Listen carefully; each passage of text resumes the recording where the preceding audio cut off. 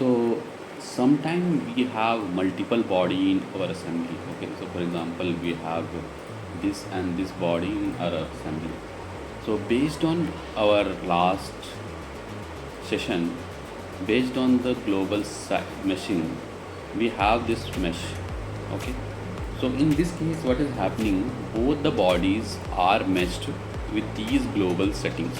Okay, but in assembly, when we are doing the simulation, we don't want to have the same setting to each body, and maybe for example I want a bigger element in this case and smaller element in this body. I want linear element in this body because they are matched with hexa, and quadratic element in this body where they are meshed with the tetra. Okay, so to control each aspect of mesh in individual bodies, we need to use the local meshing options. Okay, so we need to go for the local meshing options. Okay, so to how can we apply the local meshing?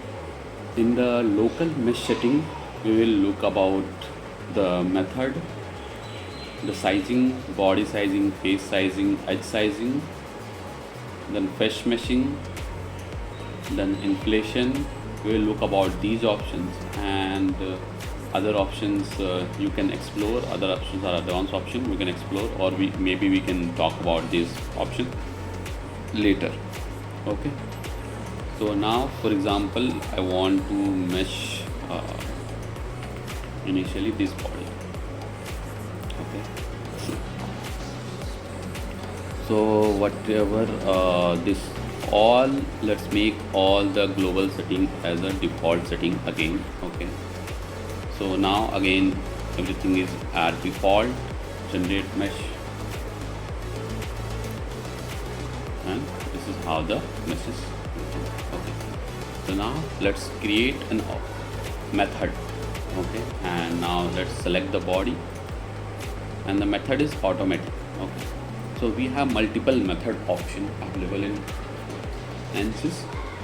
So first is tetrahedron, hex dominant, sweep, multi-zone, Cartesian, and layered tetrahedron. So first tetrahedron, what it does, it creates the tet element on any object you select. Second is a hex dominant. It try to create the maximum hex possible in the body.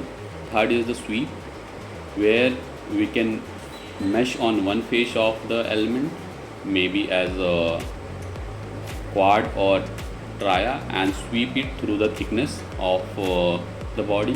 Fourth is multi-zone.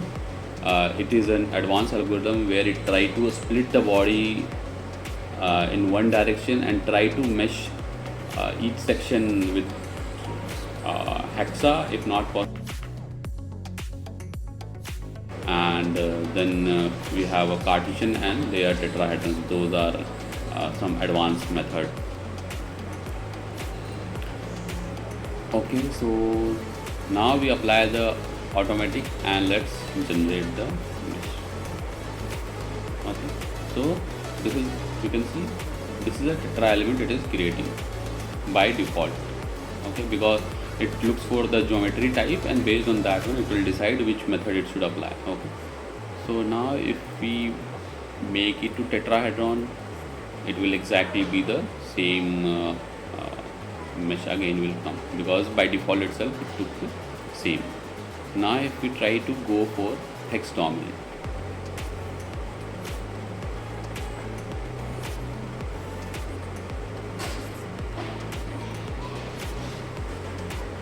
so you see when you apply hex dominant, you try to mesh with the hexa element. So for example this is an hexa element, but it created try to have a 4 noded element here. Okay, what, like for example here it is not able to create hexa element here, or not even 4 noded element it was able to create. Okay, so it will try to create an hexa element, but if not possible then it will go from where it is not possible, it will try to mesh with the tet element. For example here also you can see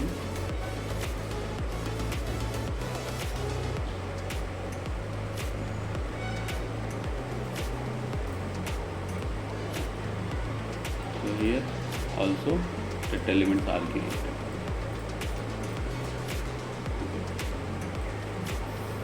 Then you have sweep. Okay, so in sweep, let's try to generate with the help of sweep, and in sweep we see that this mesh is failing.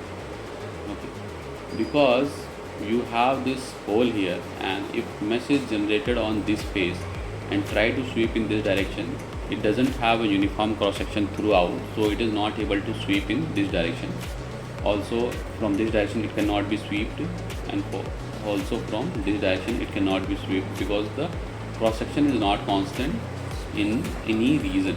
Okay, so to understand this, let me change this geometry a little bit. Remove this and try sweep in this way.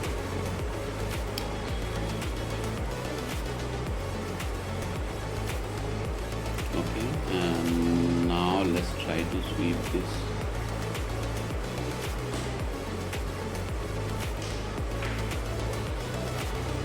You see, now you have a sweep mesh. So in sweep, what happened? First this face was meshed, and in thickness direction it was swept. So elements were created, copied from this face to this face, and you can see whatever mesh is in this face will be the same mesh in this face. Okay, so this is how the sweep works. Okay, now fourth option we have in the method is multi-zone.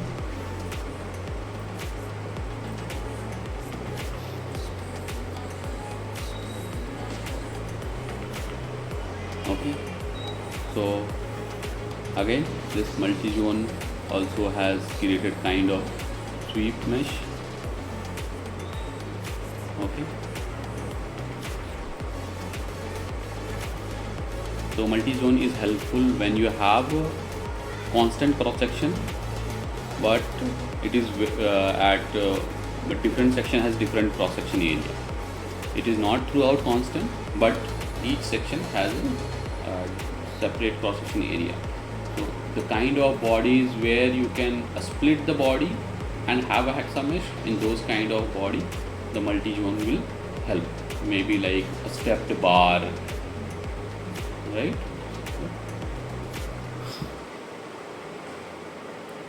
Okay, so this is about method. These methods can be used to create different kind of mesh in different bodies, and they have more detailed options also which you can explore. So for now let's switch this to tetrahedron and generate the mesh. So with tetrahedron we have this. Now we want to reduce the size of this body, so we have option called sizing.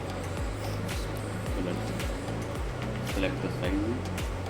So in the sizing, if I select the body, it will become a body sizing. Now let's give some sizing. So for example, if you remember we gave 1.5 previously, so let's try with 1.5 and generate mesh.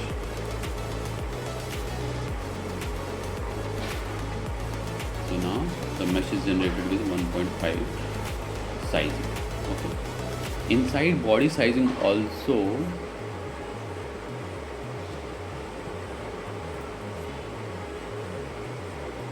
okay, you can have this use derivative sizing on at global level, and also when you switch it on there, then you can manage this, or you can manipulate this at body level also, capture curvature and capture proximity at body level also. So in maybe in global setting you can have this as both as no, but in local setting you can make it yes for individual bodies. Okay, so these kind of thing also you can do.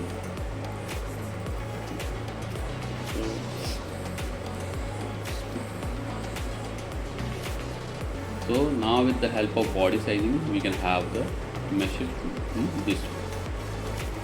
Okay, now how about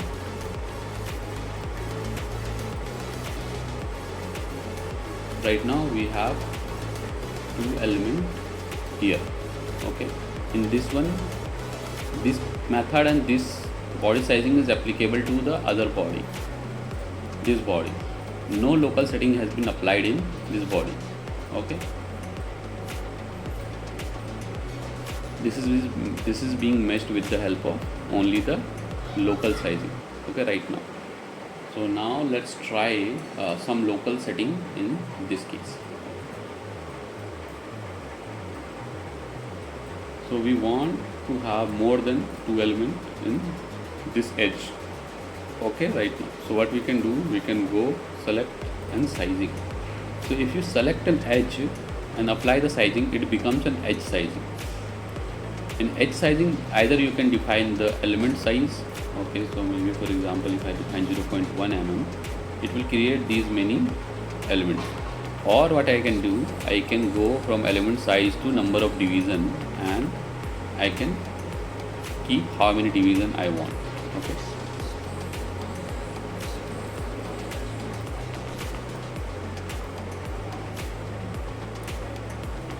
So if I give 3, now you can see I have 3 elements here, but only 2 elements here. If I was capturing this with the help of global setting, at all the fillet it would have created the same kind of element.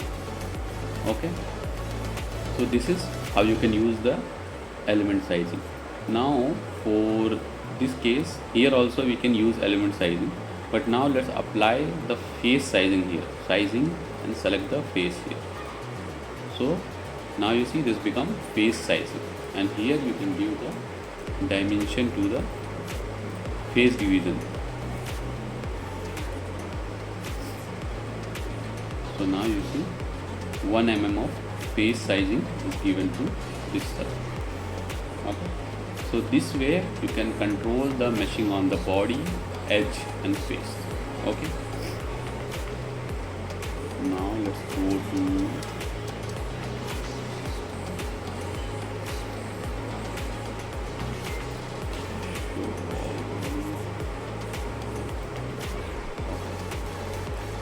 let's try to check the mesh at this region here.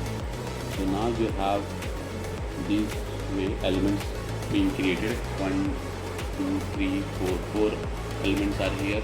Then you have, and it is here you have only 3 elements.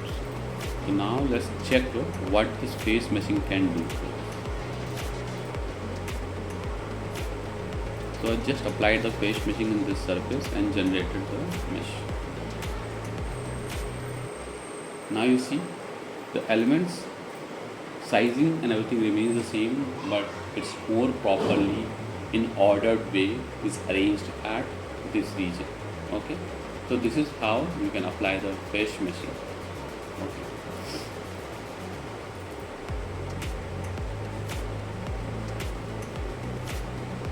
Contact sizing can be used when you have a contact between two faces. So for example, this face from one body and some other face from other body is defined in contact. So for example, okay, this face, okay, here it is already defined. Okay, show all. Okay,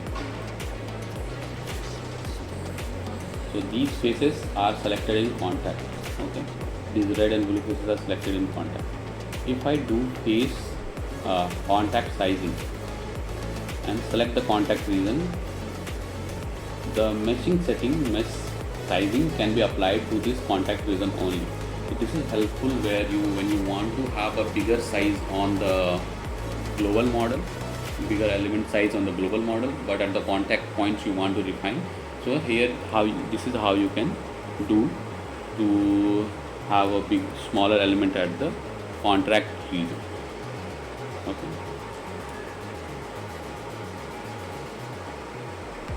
So now you can see the mesh got refined only at the contact region, and this way it will help to refine the mesh in the contact region. Then you have option called mesh copy. So mesh copy helps you when you have more than one body of same kind. same body but a multiple body like pattern or bolt, you have multiple bolts or something. So in that case you can mesh one body and copy that mesh to other bodies. Okay.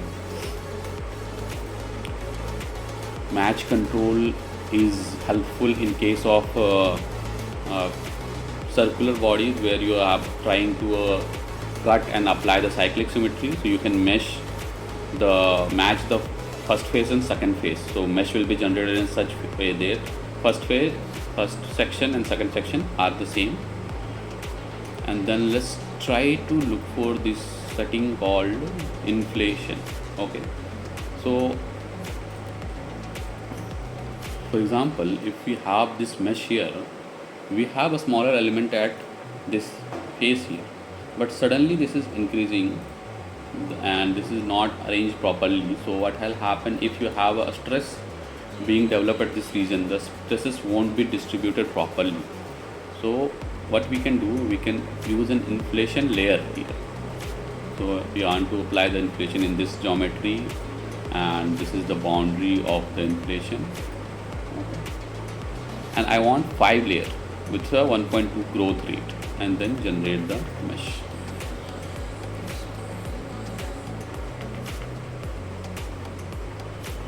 So now you see at nearby region this is more controlled and growing slowly. So instead of 5 layer we can also go up to 10 layers.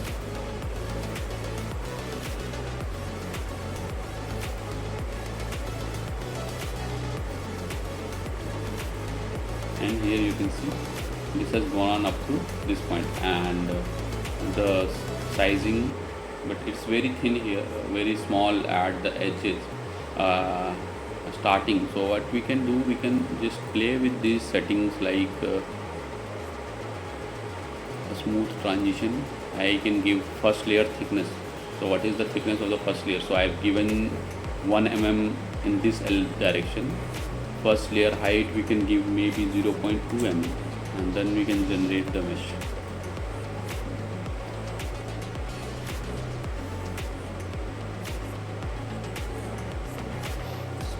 Yeah, so now you can see you have 1.2, and then you, again based on the growth rate it is increasing the size.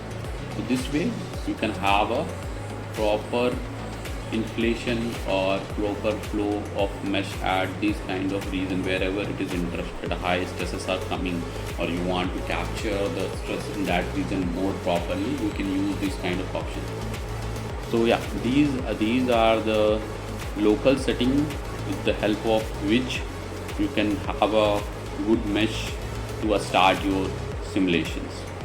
Okay, so we have covered the global settings and the local settings, basic global and basic local settings. These are good enough to set up, have a good mesh and start solving. More advanced option you can explore or refer to the documentation or other tutorials to have more understanding. Thank you.